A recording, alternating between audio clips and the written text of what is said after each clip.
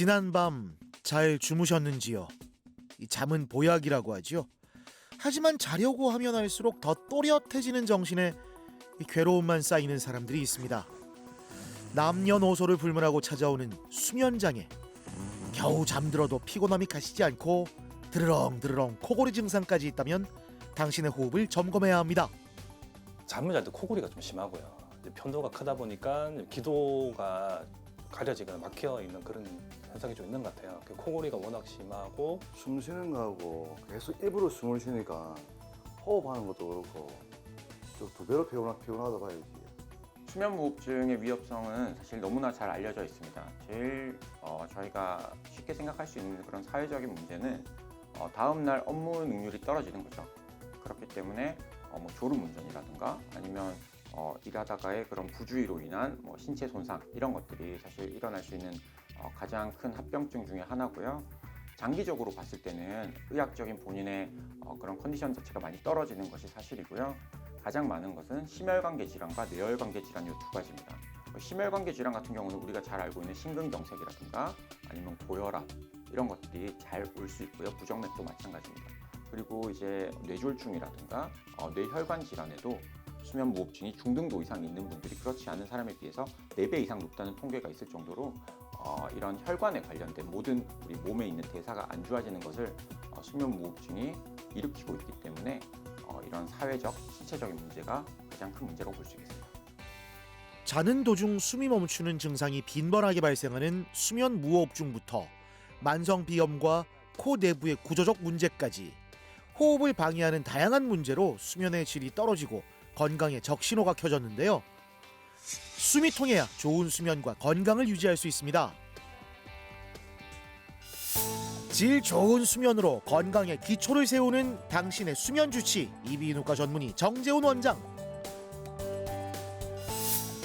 섬세한 진단 기술과 노하우로 하나 부모의 마음까지 안심시키는 이비인후과 전문의 강지연 원장. 기능 코 성형으로 호흡을 담당하는 코의 기능과 아름다움까지 회복시키는 이비인후과 전문의 김무건 원장.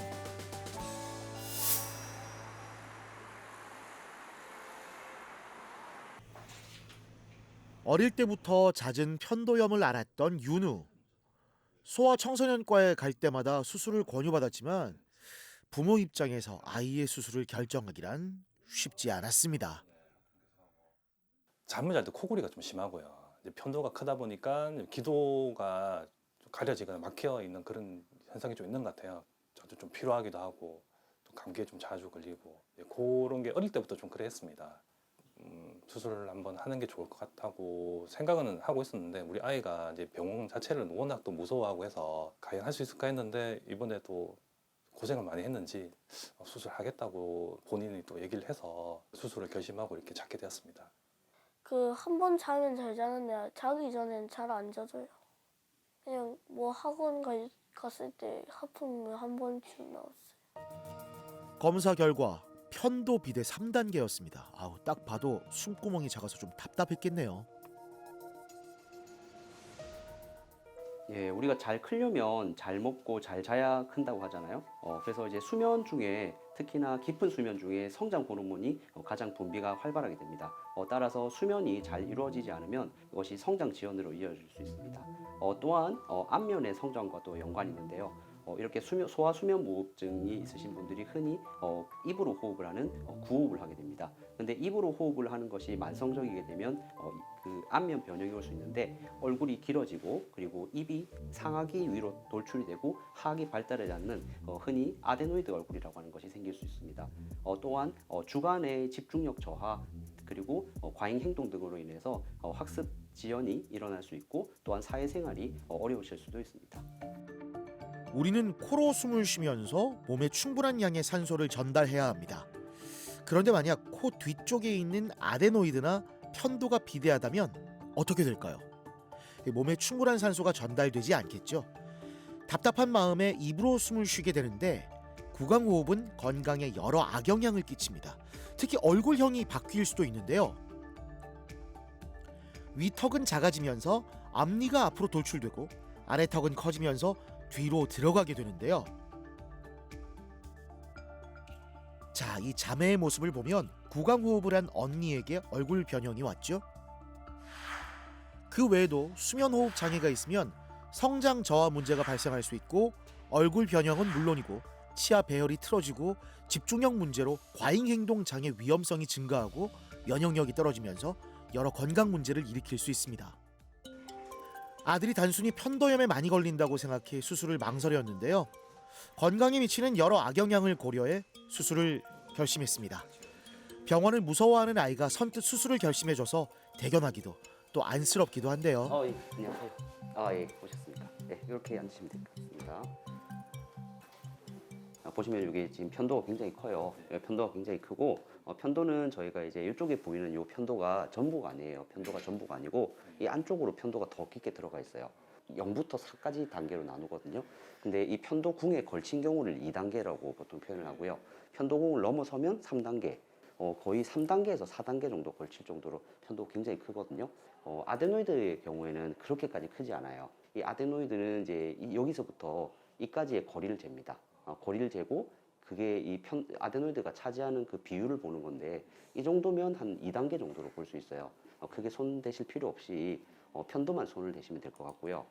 이제 보통 수면무호흡이나 코골이 같은 경우에는 이 초등학교 고학년 이렇게 올라가게 되면 편도 같은 게 상대적으로 좀 상기도에 비해서 줄어들면서 자연스럽게 없어질 수도 있거든요. 근데 이렇게 만성적으로 편도염을 좀 자주 앓으시는 경우에는 편도가 아직 이제 자기 역할을 내가 다 하지 않았구나 해서 편도가 이렇게 퇴화를 하지 않고 큰 경우가 있습니다. 그래서 친구 같은 경우에는 이제 내시경 사진으로 봤을 때 편도가 굉장히 서로 이제 맞닿아 있을 정도로 굉장히 편도가 컸고요. 그리고 수면무호흡은 이제 저희가 수면다운 검사를 진행했는데 실제로 보면 수면무호흡이 굉장히 심했어요. 그래서 1시간에 한 16번 정도 수면무호흡이 있어서 굉장히 중증의 수면무호흡이 있었습니다. 아이들은 1시간에 한 번도 수면 무호흡이 발생하면 안 됩니다. 근데 윤우는 16번이나 무호흡이 발생한 중증 수면 무호흡인데요. 이제 수면 호흡 질환이 있으면 자다가 산소가 떨어지게 되는데 이 산소가 떨어지는 상황은 우리가 목이 졸리는 상태랑 똑같아요. 그러면 이제 스트레스 상황에서 활성화가 되는 이 교감신경이라고 하는 게 계속 나오게 돼요. 이렇게 이제 수면 호흡 장애가 있어서 산소가 떨어지게 되면 계속 긴장을 하고 있는 거예요. 잘 때도. 보통 5회 이상 수면 무호흡이 발생하는 경우에는 조금 적극적으로 치료를 권유를 드려요. 오늘 이 수술이랑 그리고 아까 축농증이 좀 있어서 비염 수술을 같이 진행하는 것이 좋을 것 같습니다. 전혀 모르고 있었는데 얼마나 심각한지를 어제 검사를 통해 좀 알게 되었습니다. 그동안 좀 많이 무관심하지 않았나 생각도 좀 들고 좀 미안하기도 하고 수술을 좀 하는 게 좋겠다 이런 생각을 하게 되었습니다. 수술날 아침이 밝았습니다. 오늘 제거해야 하는 편도는 입안으로 들어가는 길목의 문지기 역할을 합니다. 유아기 시절 코와 입을 통해 들어오는 세균을 방어하는 면역 기능을 담당하는데요. 나이가 들면서 자연스레 기능이 감소하는 기관으로 제거해도 몸에 큰 이상은 없습니다. 근데 편도는 어떤 방법으로 제거하는지 궁금합니다. 요즘에는 여러 가지 것들로 편도를 제거하는 방법이 있거든요. 편도의 겉에 표면에 피막을 남기고 편도 조직만을 제거하는 그런 수술도 있고요.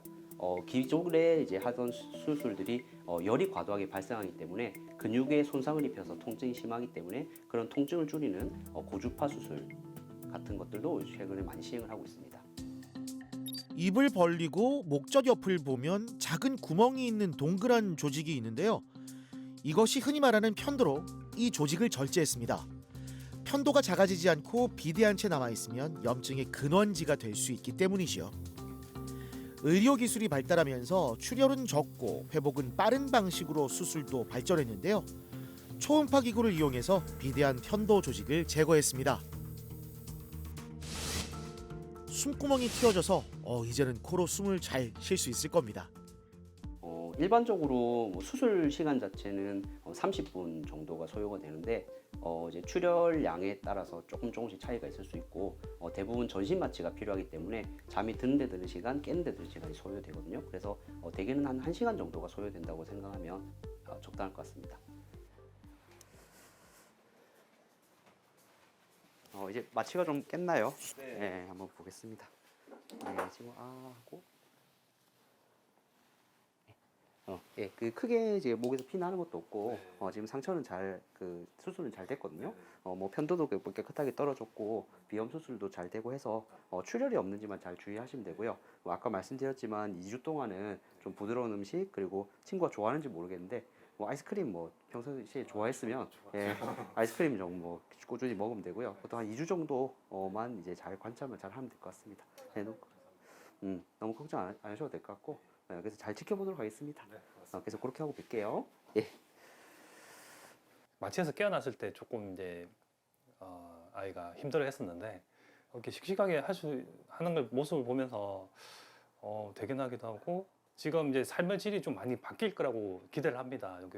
그러면 이제 좀 더 밝고 씩씩하게 자라셨으면 좋겠고 그런 에너지를 이제 다른 친구들한테도 좀 많이 나눠주고 그걸 많이 도와주고 하는 그런 아이가 되었으면 좋겠습니다. 고생했어. 지난 1월 편도와 아데노이드 절제술을 시행한 자매 예린이와 예서에겐 어떤 문제가 있었던 걸까요? 어릴 때부터 조금 애들이 모으로 인해서 병원 입원을 둘 다 너무 많이 했어가지고 권유를 좀 많이 받았어요. 편도 수술 권유를.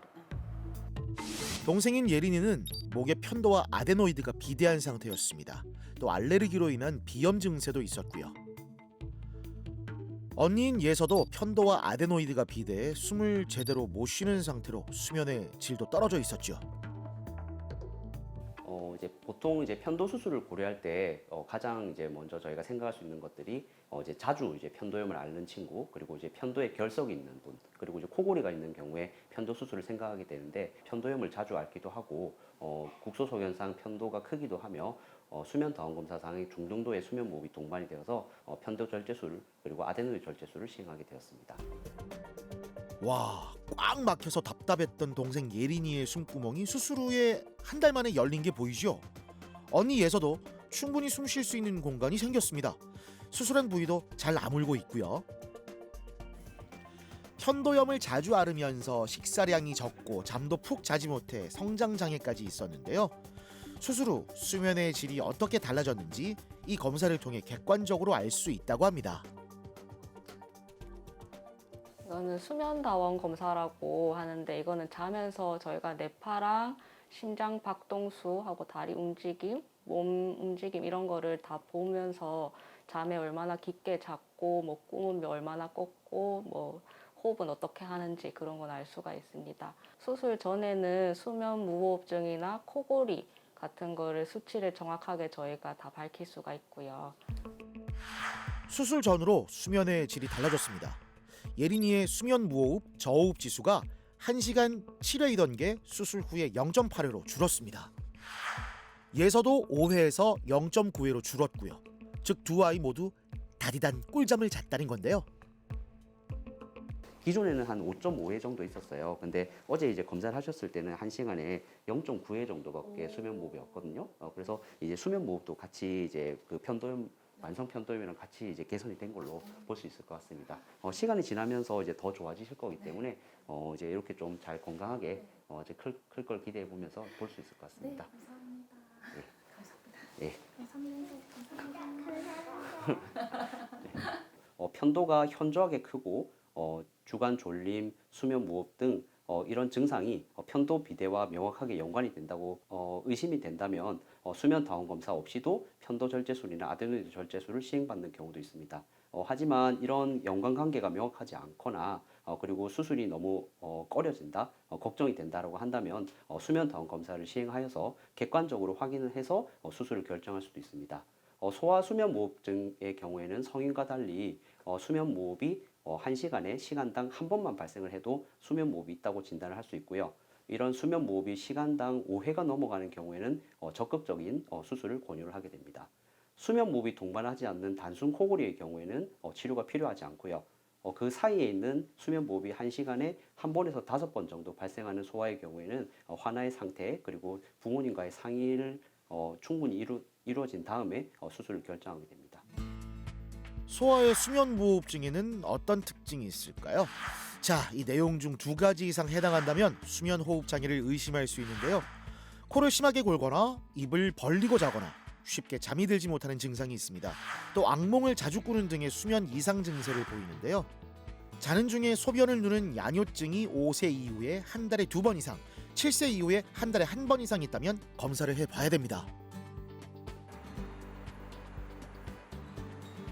수면 무호흡증을 극복한 두 아이. 목구멍이 넓어져서일까요? 식사량도 늘었습니다. 밤에 푹 자면서 낮에 피곤해하는 것도 줄었는데요. 더는 아프지 말고 건강하게 잘 자라길 닥터스가 응원합니다. 치료 전에는 좀 잘 먹는 게 조금 제 엄마 마음으로는 조금 더 많이 먹었으면 좋겠는데 막 배부르다고 금방 배부르다고 관심이 없었었는데 이제 수술하고 나서는 이제 먹는 것도 좀 잘 먹고 좀 잠도 깊이 잘 자는 것 같고 좀 많이 좀 밝아진 것 같고 그런 게 있는 것 같아요. 딱히 바라는 건 없고 지금처럼 건강하고 밝고 씩씩하게 잘 자라줬으면 좋겠어요.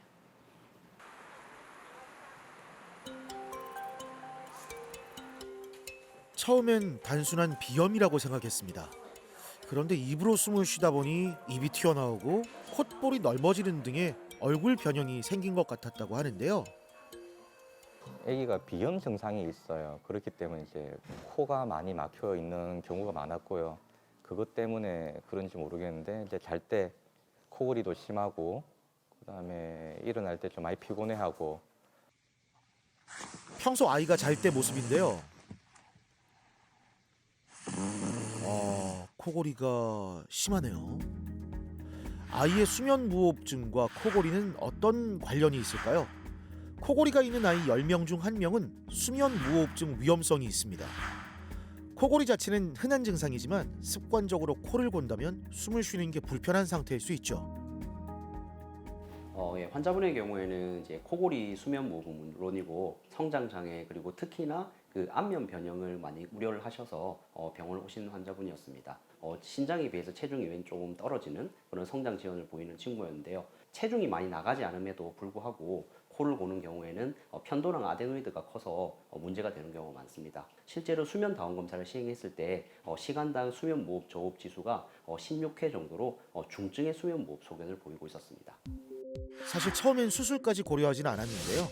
근데 검사 결과를 보니까 중증의 수면 무호흡으로 수술을 결정했습니다. 주간에 졸림이라든지 그리고 수면 무호흡증, 코골이 그리고 성장 장애 심지어 외외형의 변화까지 지금 동반이 되고 있는 친구였기 때문에 이런 것들의 원인이 중증의 수면 무호흡을 이루는 것으로 생각이 되어서 특히 편도와 아데노이드가 비대하여 이것에 대한 절제술을 시행을 하였습니다. 수술 전 양쪽으로 비대하게 있던 편도와 안쪽에 있는 아데노이드까지 절제했습니다. 지금은 큰 출혈 없이 잘 아물고 있는 단계네요. 아이의 심했던 코골이 증상 수술 후에 어떻게 변했는지 한번 들어보시죠. 거짓말처럼 조용해졌습니다. 수술 후 2주가 지났는데요.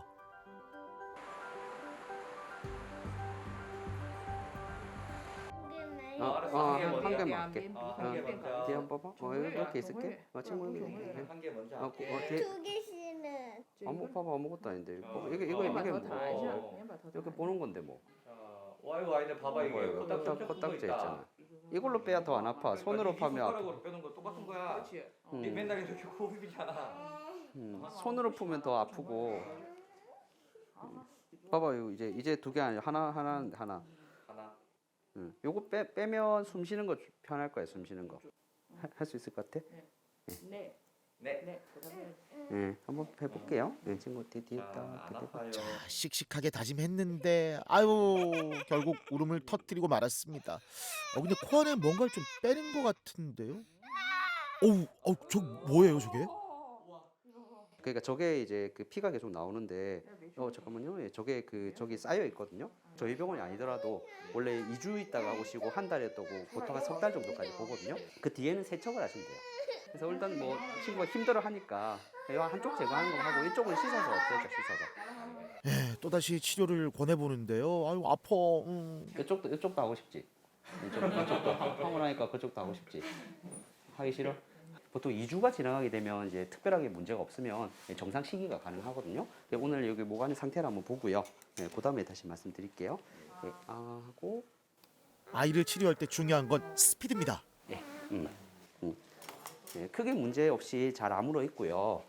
지금 보시면 이렇게 하얗게 보이는 게 딱지가 좀 앉아 있는 거예요. 근데 딱지 같은 경우에는 이런 것들이 떨어지게 되면 나중에는 여기 정상 점막 색깔인 이 분홍색으로 돌아올 거거든요. 지금 크게 출혈 소견도 없고 해서 이제 오늘부터는 이제 정상 시기 그냥 하시면 천천히 시작하셔도 될 것 같습니다. 너무 이제 자극이 되는 걸 뭐 매운 거나 이런 것들은 살짝은 좀 그 친구가 아플 수도 있고 해서 피하시는 게 좋긴 하지만 정상 시기는 어느 정도 하셔도 될 것 같고요. 수술하시고 나면 보통은 80~90% 정도가 이제 편도 아데노이드 수술만으로도 좋아지기 때문에 나중에는 이제 좋아질 것도 기대가 되고 안면 변형이 오는 게 좀 걱정이 된다고 그때 하셨는데 그런 것들도 이제 코로 숨 잘 쉬고 입 안 벌리고 자고 하면 아마 그런 것들도 이제 크게 변형 없이 앞으로 잘 성장할 수 있을 것 같습니다. 감사드립니다. 그래서 그렇게 하고 또 뵙고 이렇게 하겠습니다. 일반적으로 수술 이후에 수술 2주까지는 이제 죽이나 아이스크림 시기를 하게 되는데요. 현재 이제 출혈 같은 것도 소견도 보이지 않고 정상적으로 점막들이 잘 회복되고 있는 소견이 보여서 지금부터는 이제 대량 출혈이나 통증 같은 거는 많이 줄어드는 시기이기 때문에 경과를 보면서 조금씩 정상 시기를 해도 될 것 같고 이제 앞으로 이제 구강 호흡이 없어지고 수면 호흡이 없어지면 외형 변화 같은 것도 크게 걱정하지 않고 예쁘게 성장할 것을 기대해 볼 수 있을 것 같습니다. 일단 자면서 코를 안 골아요. 코를 안 골고 지금 잠을 너무 잘 자요. 수술하는 동안 잘 견뎌줘서 고맙고 앞으로 아빠가 더 웃게 만들어줄게. 고마워, 사랑해.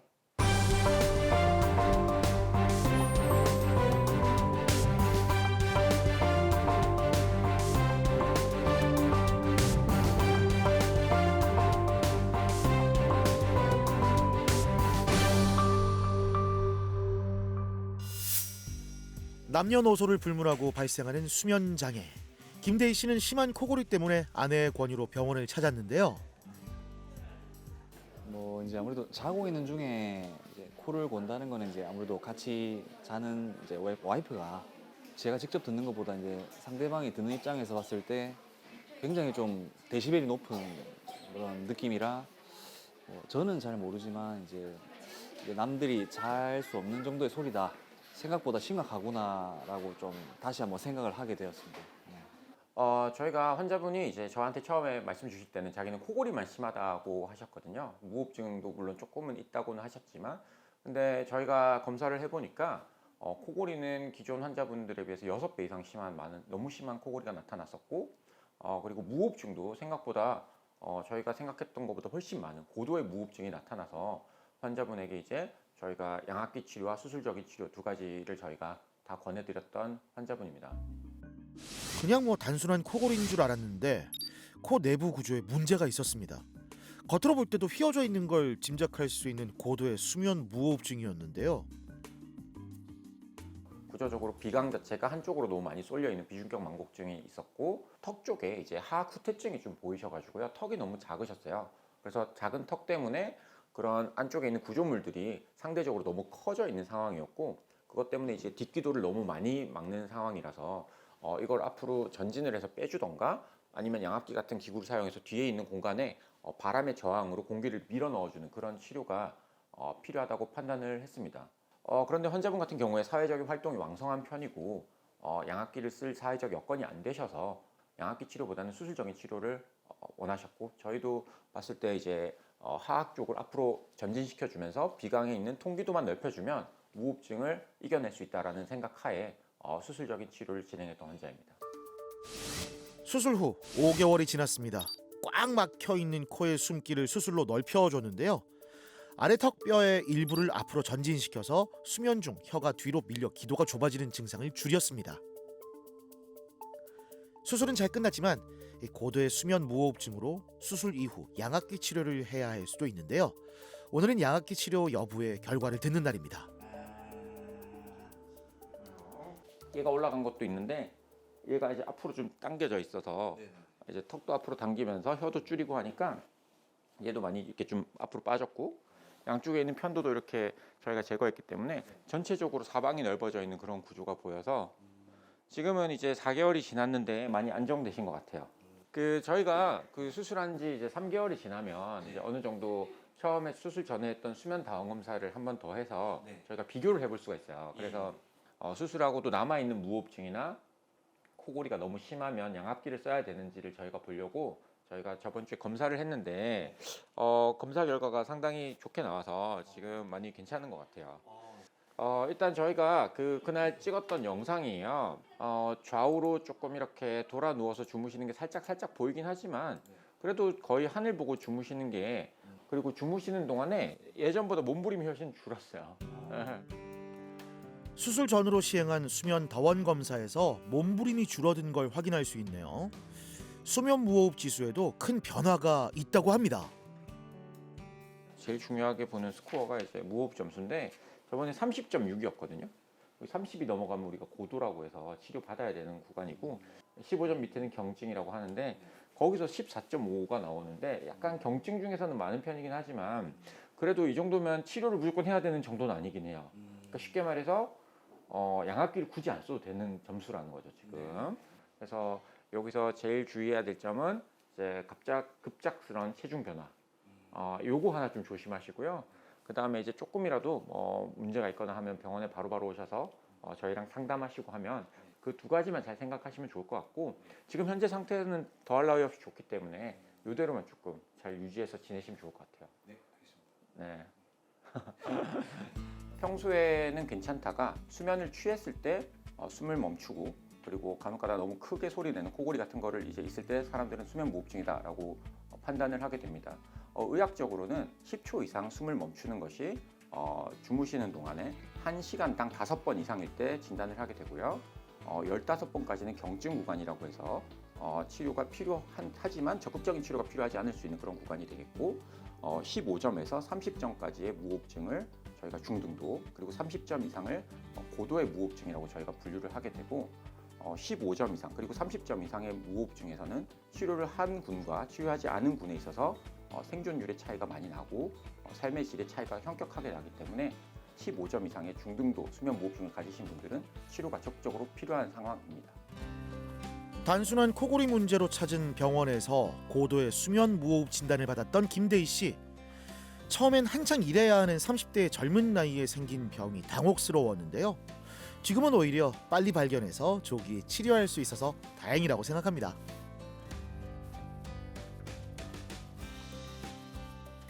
네, 너무 좋습니다. 공기도 좋고 건강해지는 것 같습니다. 숨쉬기 편하니까 운동하시기도 너무 좋은 것 같네요. 전에는 자고 일어났을 때 개운한 느낌이 없었는데 지금은 푹 잔 느낌이 들고 만성 피로가 풀렸습니다. 생활하는데 크게 피곤한 게 없어서 뭐든 도전하고 싶은 마음이고요.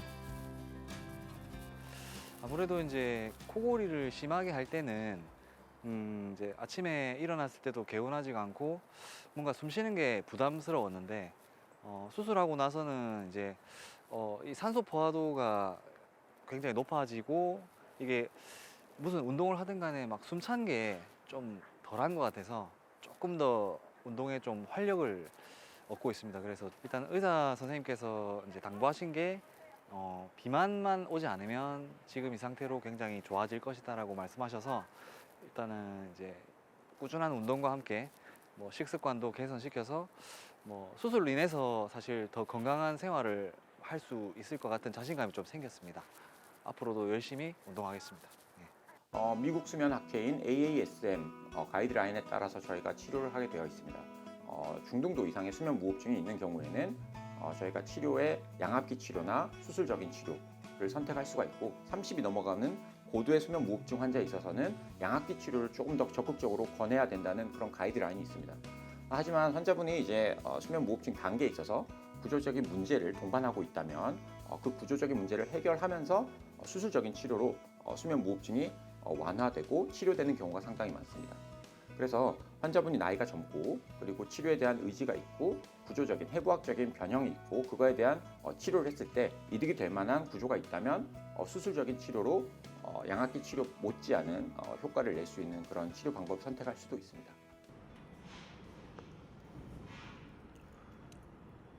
자, 그렇다면 양압기 치료는 어떤 경우에 하는 걸까요? 벌써 2년째 양압기 치료를 받고 있는 박창부 씨를 만났습니다.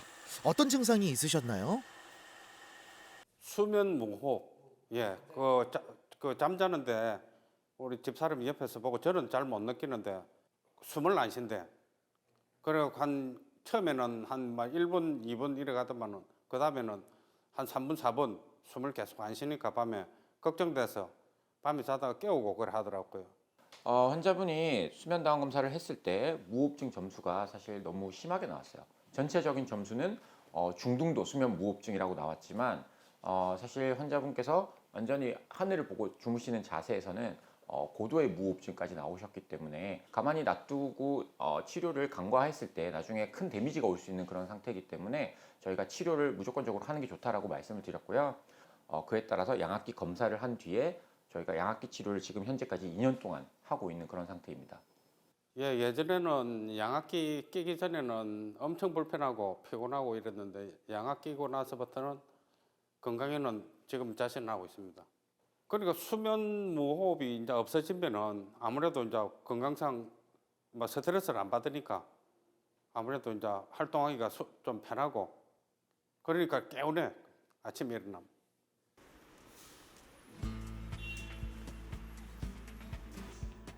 치료받기 전에는 만성 피로로 머리만 대면 잠을 잤습니다. 오래 못 잤지만 낮잠도 많이 자서 수면에 문제가 있는 줄은 몰랐죠. 철을 가공하는 일을 하는데 낮에 피곤하고 졸리는 증상은 일상에 지장을 줬는데요. 양압기 치료를 시작하면서 공기가 들어오는 느낌을 받았습니다. 치료로 전반적인 건강 상태가 좋아져서 치료 만족도가 굉장히 높은 편인데요. 자, 선생님, 현재 상태는 어떻습니까? 네, 양압기 쓰신 지가 벌써 2년 가까이 되는데 요즘에는 좀 생활이 좀 어떠세요? 요새는 많이 편해졌습니다. 여행 가서도 편안하게 잤다고 그래. 그래요. 예. 이게 양압기가 누적 효과라는 게 좀 있어요. 구조를 완전히 바꿔주는 건 아니라서요. 안 쓰고 주무셨을 때는 다시 옛날로 돌아갈 수는 있어요. 그래서 그런 거는 저희가 좀 참고는 하셔야 되고요. 예전에 주무실 처음에 무호흡증 검사할 때는 조금만 틀어보면 잠도 자꾸 깨시고 거의 이렇게 주무세요. 거의 이런 식으로 완전히 돌아서. 그때 두 번째 검사했을 때 많이 좋아지는 게 보여서 저희가 여기에 맞춰서 압력을 잡아놨는데 이게 보면 양압기를 끼고 주무시는 그런 검사인데 이 검사에서 환자분의 그런 자세 자체가 이제 우리가 하늘을 보고 주무시는 슈파인 자세로 이제 주무실 수 있는 그런 모습이고요. 그래서 끼기만 해도 그때도 자세가 이제 발라진다는 걸 저희가 볼 수 있었고요. 지금 너무 잘 쓰고 계셔서 지금 많이 좋은 것 같아요. 양압기는 코를 통해 지속적으로 양압의 공기를 넣어줘서 좁아진 숨길을 확장시키고 유지하도록 돕는데요. 눈이 안 보이면 안경을 끼는 것처럼 증상 호전을 위해 양압기와 친해지는 게 중요합니다. 처음에는 불편했는데 자주 사용하니까 더 편하고 숨쉬기가 더 낫고 아침에 개운하게 일어납니다. 저희가 양압기라고 하는 거는 이제 약간의 인공지능이 들어간 그런 숨을 쉬어주는 그런 기구인데요. 안쪽에 내장 칩이 있어서 그 내장 칩의 메모리가 환자분의 매일매일 주무시는 무호흡증에 대한 데이터를 저희가 볼 수 있게 돼 있어요. 그래서 저희가 그거를 2년 동안 저희가 데이터화해서 봤을 때 환자분의 무호흡증이 원래 상태가 거의 30점에 육박했다면 지금은 거의 1점 이내로 들어오는 그런 무호흡증이 거의 해결된 것을 볼 수가 있거든요. 그래서 지금 현재 상태에서는 상당히 치료가 잘 되고 있고 이대로만 기계를 사용한다면 전혀 문제없이 지낼 수 있다는 게 현재의 상태입니다. 철을 가공하고 만드는 일을 하다 보니 피곤하다고 현장에서 방심해버리면 신체 손상 등의 위험한 상황이 생길 수도 있는데요. 이제 일할 때도 더 집중해서 할 수 있게 됐습니다. 수면 무호흡이 오니까 이 걱정이라 이제 치매가 올까 싶어서 이 숨을 안 쉬면 모든 병이 이제 원인이 되니까 지금은 많이 편해졌어요. 이제 2년 정도 되니까 속달이 돼서 상쾌한 기분으로 건강하게 이제 열심히 잘 살아야지. 일도 하던 일도 이제 열심히 하면서 그게 이제 바람이지.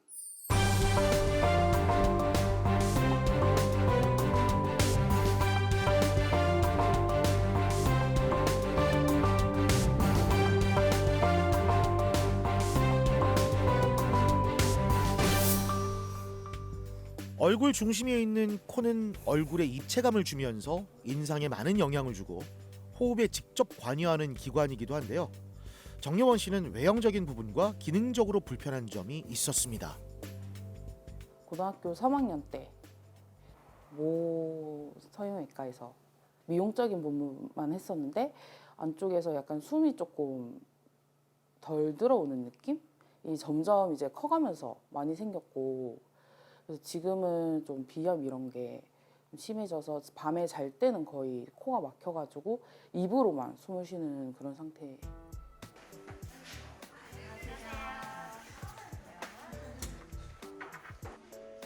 코의 외적인 부분과 내부 구조에 대한 다양한 검사를 진행합니다. 얼굴 전용 스캐너를 통해 3D로 얼굴에 대한 자세한 정보를 스캔하는데요. 자, 환자분 지금부터 후각 미각 검사하실 건데요. 냄새 한 개씩 드리면 냄새 가로주문 보시고 한 개씩 체크해 주시면 됩니다. 냄새를 맡는 능력의 정도와 냄새의 종류를 구별하는 검사를 시행하는데요. 코의 기능이 잘 작동하고 있는지 다각적으로 확인했습니다. 우선 찍으신 CT 사진입니다. 이거 설명을 드리면 하얀 거 보이시나요? 네. 이게 이제 콧대에 들어가 있는 보형물이에요. 그리고 이건 이제 옆에서 본 거고, 이제 우리 기능적으로 어떤 문제가 있는지 보기 위해서는 이제 이렇게 앞쪽부터 뒤쪽으로 쭉 가면서 CT를 보게 될 건데, 뼈가 왼쪽으로 이렇게 튀어나와 가지고요. 왼쪽에 합의각계를 거의 눌리고 있는 모습을 보입니다. 실제로 이런 기능적인 문제가 발생했을 때는 이렇게 휘어 있는 비중격을 이렇게 바로 잡으면서 그 비중격 연골을 채취해서 코의 지지대를 다시 세우고, 그 다음에 기능적으로는 비중격을 이렇게 바로 잡고, 그 다음에 합의각계라는 이 구조물을 뼈를 부러뜨려서 바깥쪽으로 이렇게 밀어줘요. 뼈를 부러뜨려서 바깥쪽으로 밀어주고, 그 다음에 이 점막에 대해서는 고주파를 넣어서 점막을 쪼그라뜨려 줍니다. 그래서 공간을 넓혀서 양쪽 다 숨이 잘 쉬게끔 제가 해드릴 거고요.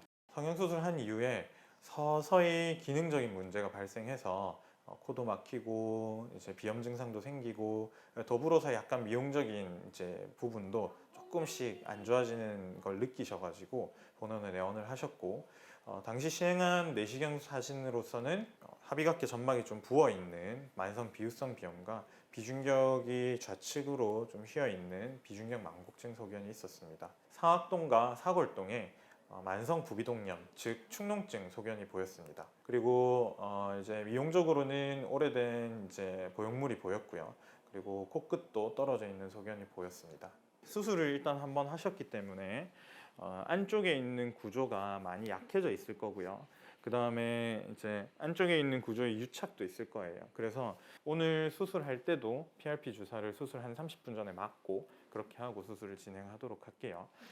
PRP라는 주사는 영어로는 플레이트 리치 플라즈마라고 해서 우리 혈액 성분에서 혈소판이 많은 혈장 성분을 채취를 한 걸 말하는데, 이렇게 수술을 한번 예전에 하신 분들 같은 경우에는 코의 피부랑 안쪽 조직이 유착이나 구축이 되어 있는 경우가 많습니다.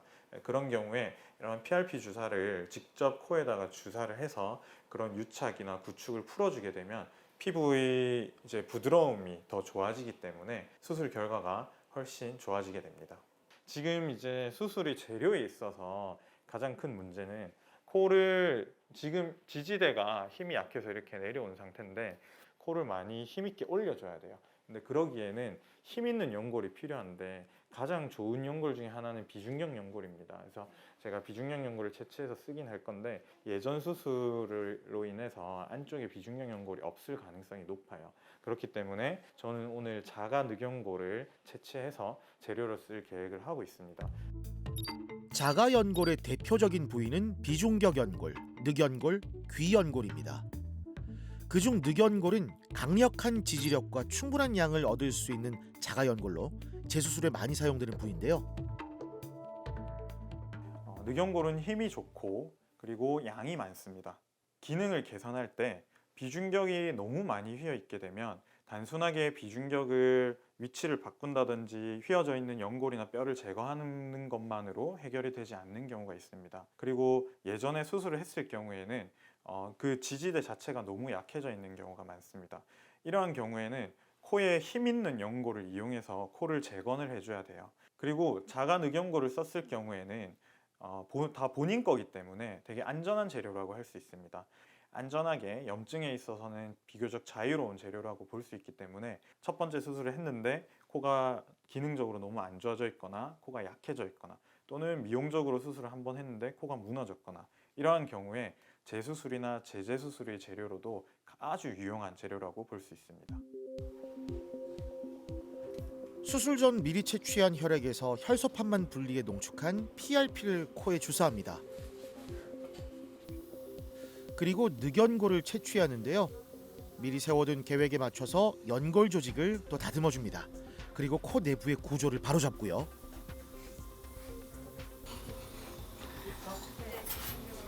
우선 휘어져 있는 비중격을 바로 잡고 비염에 대한 수술을 진행을 할 겁니다. 그래서 사비각계를 바깥쪽으로 뼈를 밀어주고 그 다음에 이제 고주파를 넣어서 점막을 쪼그라뜨려서 양쪽 공간을 확보하는 수술입니다. 코 중앙에서 콧구멍을 둘로 나누는 벽인 비중격을 평평하게 바로잡아줍니다. 고주파 장비를 이용해 약 50도의 낮은 열로 비대한 조직을 수축시켜 주고요. 이제 답답한 코막힘도 사라질 겁니다. 기존에 원래 있던 구조를 한번 들었다가 나은 거기 때문에 그 안에 있는 구조가 유착이 심하고요. 현재 코 상태를 노출하는 데 걸리는 시간이 배 이상 걸립니다. 고형물이나 기존에 있던 구조를 한 번에 제거를 하지 못하고 분리가 되거나 아니면 그게 조각 나거나 하면 혹시나 수술 후에 다시 코에 남게 되면 염증을 일으키거나 다시 구축을 일으킬 가능성이 있어서 여러 가지 면에서 조심스러운 수술이라고 할 수 있습니다. 재수술. 기존에 있던 고형물입니다. 방금은 이제 한 번에 주변에 있는 실밥 연결되어 있는 거 제거한 다음에 빼냈습니다. 이제 이 주변의 구축이나 염증들을 다 긁어내고 제거를 한 뒤에 그 다음 작업을 진행을 해야 합니다. 그 사이 늑연골이 다듬어졌습니다. 원장님 두꺼운 쪽이랑 뒤에는 얇은 쪽이에요. 너무 얇으면 늑연골이 와핑이라고 해서 휘는 성질이 있기 때문에 이 정도 두께, 그리고 반대쪽은 얇아요. 이 정도 두께로 한 4조각 정도 만들어 주시면 한 잔 딱 맞을 것 같습니다. 그렇게 좀 부탁드릴게요. 네. 이제 코 안에서 단단하게 코를 지지해야 하는 연골인데요. 다듬어진 연골을 보면서 코에 들어갔을 때 문제가 생기지는 않을지 확인하고 늑연골을 삽입합니다. 지금 기능적인 부분은 거의 완전히 잡았다고 생각이 들고요. 피부가 이제 당겨지는 범위 내에서 이제 환자분이 원하는 라인에 최대한 맞춰서 미용적인 부분도 충족시켰다고 생각을 합니다. 이게 1타 2피라고 하는 건가요? 이 비대한 조직으로 숨쉴 구멍이 없던 내부가 뻥 뚫렸고요. 코 모양도 예쁘게 세워서 와우, 세련된 느낌으로 인상까지 달라졌네요.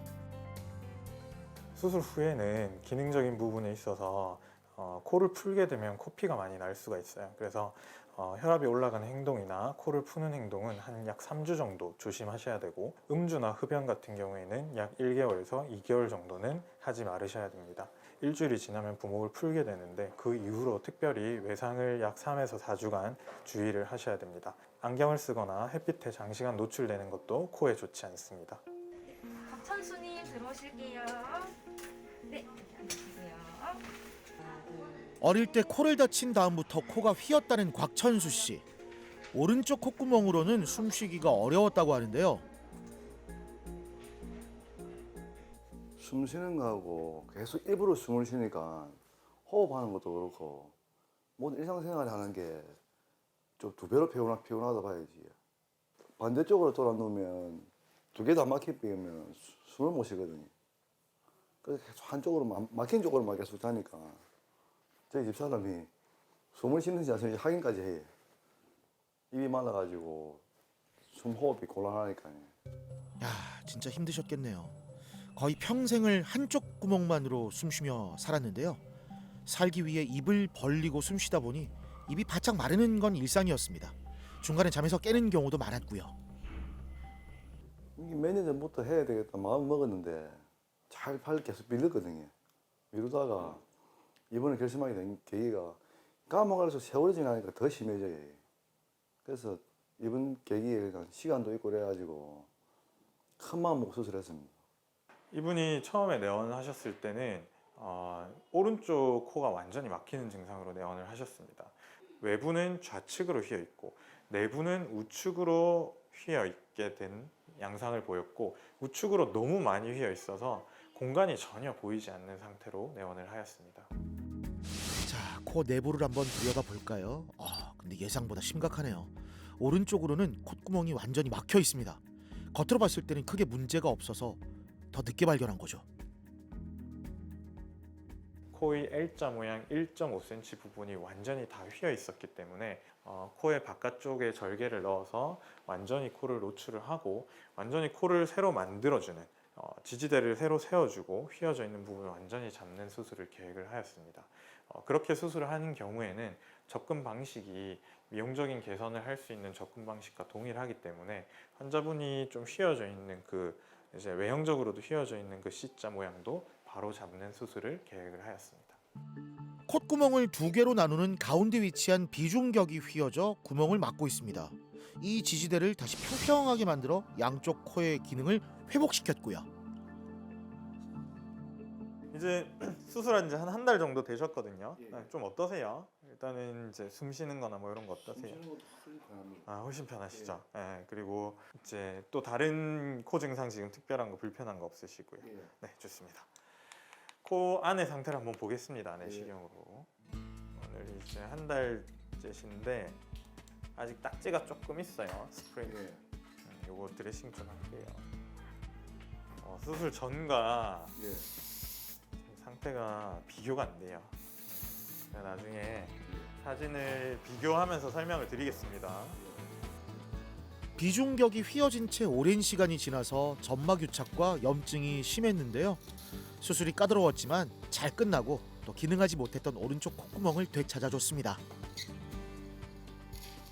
제가 그 당시에 오른쪽은 이게 공간이 너무 없어가지고 내시경도 못 들어갈 정도로 이렇게 공간이 엄청 좁아져 있었어요. 그래서 계속 요 앞에 습기 차고 막 이래가지고 사진이 좀 어두운데 비중격이 앞 입구 쪽부터 오른쪽으로 이렇게 완전히 휘어 있으셨습니다. 그래서 왼쪽은 좀 공간이 있는 것처럼 보이지만 오른쪽은 아예 공간이 없었어요. 그래서 그때 오른쪽으로 코를 전혀 숨을 못 쉬는 상태에서 오셨고 이게 이제 딱 비교를 해보면 이게 오늘 상태입니다. 그래서 완전히 비중격이 완전히 가운데로 펴져 있어요. 그리고 숨길도 완전히 뚫려 있죠. 휘어서 숨구멍을 아예 막았던 비중격을 교정했습니다. 수술 후 한 달이 지났는데요. 치료 경과도 좋고 양쪽으로 숨도 잘 쉴 수 있는 상태입니다. 기존에 오른쪽으로 휘어져 있던 비중격이 완전히 비중격 가운데로 펴져 있는 상태가 되었고요. 숨길에 있는 구조 부분은 완전히 대칭이 잡혀 있는 상태입니다. 그리고 비염 수술도 잘 이루어졌기 때문에 기능적으로나 미용적으로나 완전히 개선이 되어 있는 상태라고 할 수 있습니다. 이제는 한 달 되셨기 때문에 제가 치료할 건 없어요. 그래서 본인이 관리를 좀 하셔야 됩니다. 코 세척하시고 그다음에 코에 스프레이 한 2달 정도만 뿌리시면 되거든요. 하루에 한 번만. 그러면은 이제 완전히 이제 예전과는 다른 삶을 계속 유지하실 수 있지 않을까 생각이 들거든요. 일단 숨 쉬는 것부터 편하니까요. 왜 이때까지 왜 안 하는가 그렇죠. 원망이 됩니다. 그렇죠. 안쪽에 축농증 수술도 지난번에 해놓은 부분이 있어서 한 2달 정도 있다가 상태 한번 보러 오시면 될 것 같아요. 먹는 약은 다 끊을 거고요. 그다음에 이제 뿌리는 약만 하나 드리겠습니다. 세척자를. 네, 좋습니다. 잘 들어가시고요. 감사합니다. 네. 수술을 미룬 게 후회될 정도로 후련한 기분입니다. 잘 자고 잘 먹고 사람들과 코막힘 걱정 없이 편안하게 이야기를 나눌 수 있는 게 참 좋답니다. 일반 사람들이랑 뭐 식사를 할 때나 대화를 할 때 이럴 때 편하니까 많이 달라졌다고 해요. 자신감이 생긴다고 해야 되나. 숨쉬기 편하고 이러니까 너무 좋습니다. 숨쉬기 편하니까 등산도 좀 다니고 일상생활 운동도 좀 하고 그래 하려고 해요. 운동하는 것도 숨이 가빠서 계속 운동을 못 했거든요. 숨쉬기가 그래서 앞으로 뭐하는 운동도 좀 하고 그래 하려고 해요. 그냥 숨 쉬는 것보다 쉽다라는 말이 있죠. 무엇보다 쉬워야 할 호흡이 어떤 것보다 어려워진 사람들. 코에 생긴 다양한 구조적 변화는 단순한 불편함을 넘어 성장을 방해하고 수면의 질을 떨어뜨리며 전신 건강을 위협하는데요. 지금 당신은 편안하게 숨쉬고 계신가요? 당신의 고속도로 같은 들숨날숨을 응원합니다. 주무시다가 숨이 멈추고 무호흡증이 생기고 코골이가 있는 거는 그에 따른 합병증들이 생기는 경우가 많습니다. 가령 고지혈증, 고혈압, 당뇨 같은 것이 이른 나이에 오는 경우가 상당히 많거든요. 당장 사실 동반해서 같이 주무시는 분들도 사실 힘들어할 만큼 그런 큰 코골이는 사실 본인만의 문제는 아니거든요. 그래서 환자분이 본인이 최근에 꿈을 많이 꾼다, 내지는 수면의 질이 너무 안 좋다, 내지는 낮졸림이 좀 심해진다라고 증상이 있으신 분들은 만약에 치료가 필요하다고 하면 조기 진단과 조기 치료를 하시는 것이 가장 중요하다고 할 수 있겠습니다. 아기들이 잘 때 코를 골고 수면 무호흡이 있어서 걱정이신 분들, 그리고 다른 감기든 다른 원인으로 병원을 갔더니 편도가 커서 수술을 하는 게 좋겠다, 이런 말씀을 들어서 고민하시는 부모님들이 많습니다. 근데 이런 수면 무호흡과 코골이를 방치하게 되면 성장 장애, 안면 변형 등 치유할 수 없는 후유증을 남길 수가 있습니다. 혼자서 고민하시기보다 병원을 오셔서 수면 다운 검사 등 객관적인 검사를 시행을 하셔서 확인을 하고 상의를 한 후에 치료를 결정하시는 것이 좋을 거라고 생각이 됩니다. 코막힘이라든지 콧물이라든지 재채기 또는 코 가려움으로 고생하시는 분들이 나는 그냥 비염이니까 하고 그냥 지나치는 경우가 많아요. 하지만 비염은 여러 가지 합병증을 유발할 수 있고 삶의 질을 많이 떨어뜨리게 됩니다. 그런데 비염은 치료를 할 수 있는 질병입니다. 반드시 병원을 찾으셔서 원인을 정확하게 찾고 그에 맞는 치료를 받으셔서 좋은 삶, 코가 뻥 뚫리는 삶, 숨을 편하게 쉬는 삶을 살기를 바랍니다.